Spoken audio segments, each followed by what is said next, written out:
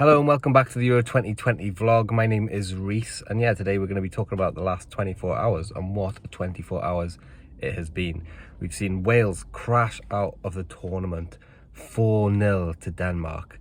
I mean, we had it coming really. We've had it coming to us, but what an upsetting day that was. I mean, yeah, not nice at all. But hey, we made it to the last 16, so we're going to talk about that. We're going to talk about Netherlands. They are out, as well as Portugal. So that's three of the biggest teams in the tournament out. Wales, Netherlands, and Portugal all gone out already. Today we've got Spain versus Croatia, followed by France versus Switzerland. I can't remember which one's first, to be honest. So we'll talk a little bit about that. Germany against Denmark. Germany against England is obviously the big one. And now the team that wins that game is going to see a really nice side of the draw. They'll play, I think, Denmark in the next game, and then Sweden or Ukraine maybe in the next game, something like that. Yeah, it's a tasty one for them. Tasty. But can England get past Germany? Can Germany get past England? Who knows? I think that's going to go to penalties myself, and then we all know what's going to be happening after penalties with England, don't we? I mean, can England win a penalty shootout? Let me know in the comments below if you think England can win that penalty shootout. So we're going to be talking about that today. Don't forget to hit the subscribe button and the like button if you enjoy these kind of videos. The Euro 2020 fantasy football content will be continuing. I think tomorrow we'll do a wild card draft, and then we'll do a team selection a little bit later on in the week. That'll be on this channel and the FM blog channel. Another FPL video will be going up on Thursday for you on the Fantasy Manager Weekly channel as well. All these links are in the description for you. So first off, let's talk about Wales. So a lot of excitement from Welsh fans going into that game. Denmark was a winnable game on paper, but it just all caught up with us, I think. A lot of travelling. Baku, I mean, I'm not trying to make excuses here, but these are the facts, okay? So we went to Baku and we played there. Then we went to Rome and we played there. Then we went back to Baku and played there. I mean, what's all that about? Baku was in Azerbaijan. They're not even in the tournament. Why couldn't we just played in Cardiff? We've got a couple of lovely stadiums in Cardiff. We could have played a couple of games there. But no, we had to play Rome, Baku, then Rome. And then we go to Amsterdam. Not a single Welsh fan is allowed into Holland unless you've got mitigating circumstances, like maybe you've got a relative who lives over there, or maybe your boyfriend or girlfriend lives over there, or maybe you live over there and you support Wales. That's basically the only way you're getting into that stadium. Whereas everybody else in the stadium was a Denmark fan. What's all that about? So they had the 12th man from the start, which obviously is a disadvantage for us. They've got the almost galvanizing effect of the Christian Eriksen situation, which has really brought them together, which is something that is great for them. Obviously, it's like a kind of siege mentality kind of thing, which is good. Obviously, we hope Christian Eriksen gets well soon. We know he's in hospital and he's well and he's recovering. I think he's left hospital actually. But yeah, so it was a tough night. We played Kiefer Moore up front, which probably I think was a mistake. I think that kind of player in international football doesn't really work, especially if you're going to be pinging balls up to his head. More often than not, he's going to be giving away a foul. The amount of times Kiefer Moore went up for a header, won the header fairly, but the referee penalised him for a foul. There was one of them which got a yellow card, and it was unbelievable. And yeah, so that was bad. We had Ethan Ampadu suspended. Okay, Ethan Ampadu, and I'm not making excuses here, but I am. Ethan Ampadu suspended, sitting on the bench for that red card against Italy. So yeah, but look, at the end of the day, Denmark deserved to win that game if we just talk about the football, not the surrounding events, but if we just talk about the football match on the actual football pitch, Denmark were the better team, without a doubt. So well done to Denmark. I don't want to come across like salty. So well done, because you played very, very well. But Wales, we didn't turn up for that game. Gareth Bale is a good player, was a great player, but he hasn't really done it, has he, in this tournament? Dan James provides a lot of energy, but again, no real end product. I think the only we didn't have the ball. We did not have the ball in that game, and the only things I can remember us doing was a long shot from Gareth Bale, which I think went wide, just wide, but 4 years ago that goes in the bottom corner, and a Dan James long shot, I think it was, from just speculative effort, and those were the only two things I can remember us doing. Poor game from Wales. Couldn't get hold of the ball. Denmark were absolutely in control from start to finish, and there's no excuse for that for our team. We were poor. Our tactics, I think, were found out in a way. I mean, it's just you just take Kiefer Moore off, play Ramsey in a false nine, and keep the ball for a bit. Play some football.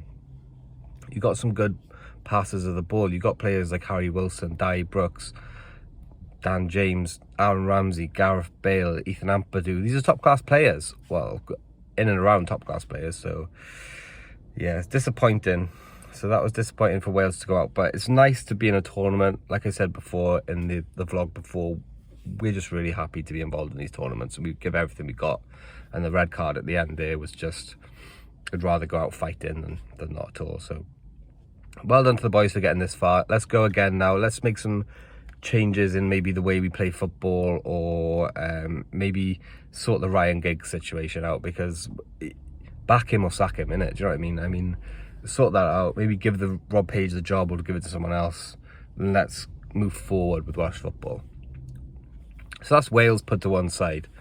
The Netherlands, wow. Who was expecting that? The Netherlands to go out to the Czech Republic. Just didn't turn up for that game. No real character. No real way out for them. Memphis Depay, too busy on Instagram. What do you think? Too busy on Instagram with his Rolls Royces and his rapping videos on YouTube. Needs to focus on his football, I think, because yeah, he hasn't left a mark on me on this tournament, apart from the nice 12 points he got me in the last round of the fantasy football. But apart from that, he hasn't left a mark for me. Gini Wijnaldum played well in parts in the group stages, but was absent in that game, and the Czechs deserve to go through. I mean, you can't go through on a tournament just on pedigree alone. It's like, oh, it's the Dutch, look at their orange kits. Well, if they're not gonna turn up or play, or if the manager's not good enough, which a lot of people are saying he's not, Frank de Boer playing this 5 at the back formation, which the Dutch are just horrified with. They flew a plane over their training camp with a banner on it saying 4-3-3 only, or something like that. That's how ingrained that formation is into the Dutch psyche, and Frank de Boer's having none of it. He's playing 5 at the back. It's been his downfall. Maybe that hasn't been his downfall, but do you know what I mean? The press are going to be jumping on him for something, I'm sure. So I can't see him staying in the job. So the Netherlands are going to look to come back. They're going to have to reset, maybe changing coaching staff, changing the way they play, go back to the 4-3-3. Get Virgil van Dijk back fit, and then they can go again. And well done to the Czechs. Very, very good.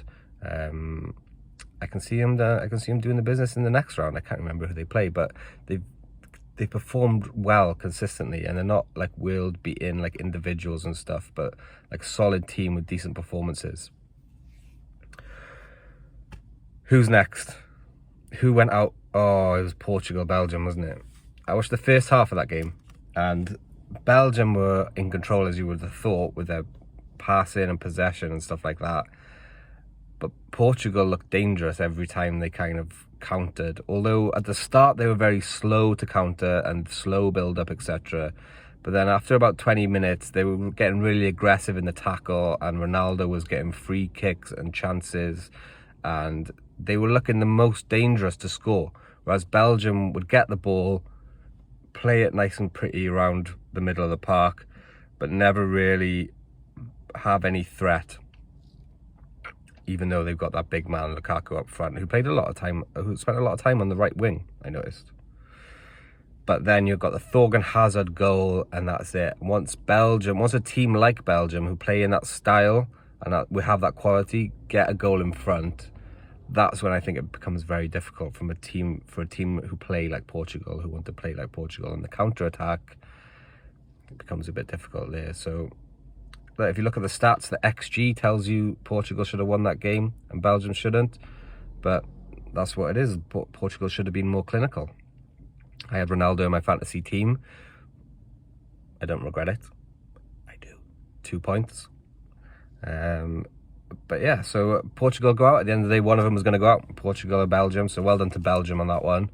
Tonight, Spain, I think, will go through. They've just got too much quality, I think, for the Croatians, although Croatians got Modric, etc. I'm pretty sure that's the fixture. I mean, I haven't got it in front of me, but Spain, Croatia, right? Yeah. They're just the kings of XG. That's my only concern about Spain. They're like Brighton in the Premier League. They dominate, and yeah, they don't always get the result, although they absolutely demolished Slovakia, didn't they? Let's be fair. So I can see Spain going through there. And the other game is a France-Switzerland today. You would obviously think France would win that, but there's talk about Deschamps going to a 5 at the back. He's going to go 5 at the back. Digne isn't fit, so he'd have to play the Hernandez chap at left back. Pavard then at right back. I mean, is that good? Why does he want to do that? So that'd be interesting. I'm not sure why he wants to do it. Maybe it's because of the injuries and stuff. But yeah, I really don't know, to be honest with you. But there's talk about him going to 5 at the back. Madness. What would you have then? 2 up front, Benzema and Mbappe, and then maybe Griezmann as a number 10. Let me know in the comments what you think about that. I think it's madness. But I like Switzerland. I would not be surprised if Switzerland win this game. Not because France are terrible, but because Switzerland are quite decent. Switzerland are quite decent.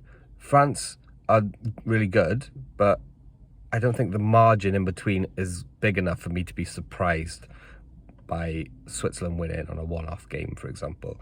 That would absolutely demolish my fantasy football team because I'm out of transfers now. I'm out of chips. I've used my wildcard and free hit. So, yeah, I kind of need the big teams to go through now, but we'll see what happens. And that's it. And then we've got the big one, which is England versus Germany. I've got Jack Grealish in my fantasy team. I'm a bit worried that he won't play now because I've heard talk about Rice, Phillips and Henderson starting in the centre midfield. And then you'd have Grealish and Saka, not Grealish and Saka, Sterling and Saka on the wings for pace, because Germany play this 5 at the back situation, so you want to try and get in behind the 2 full-backs. So I've heard that. So I'm a bit worried that Grealish won't play, but you have to play Grealish, right? But I've heard that Mount will play as well. I've heard that Mount just finished his self-isolation thing, but he's been training and he's been on the Zoom meetings, apparently, when they're talking about set-piece organisation and stuff like that. So Gareth Southgate said Mount might play now. So that's the reason I brought Grealish in, really, because I thought Mount was ruled out. So that's an interesting one. It's going to be a tight game, I think, although I think Germany are suspect at the back. England will score, I think, against Germany. Yeah, I think England will score, and England are decent at defending, so I think that might be a 1-0 to England. Or Germany will score as well and it'll go to penalties, and then Germany will win the penalties. That'll be a great story. It'll be a good drama. And as we know, as a Welshman, I always like watching England on penalties, because it's kind of like you're not watching your own nation, but you're watching a nation you're invested in it enough for there to be drama, but not invested in enough for you to be crying when it's finished, kind of thing, you know? So it's quite fun. So yeah, that's about it, guys. Let me know what your predictions are. Pop them in the comments below. There'll be a video out tomorrow with a wildcard draft on FM blog, so get subscribed to that. And after that, we'll do a team selection on this channel, and then in between, there'll be an FPL video out on Thursday. So thanks for watching. See you later.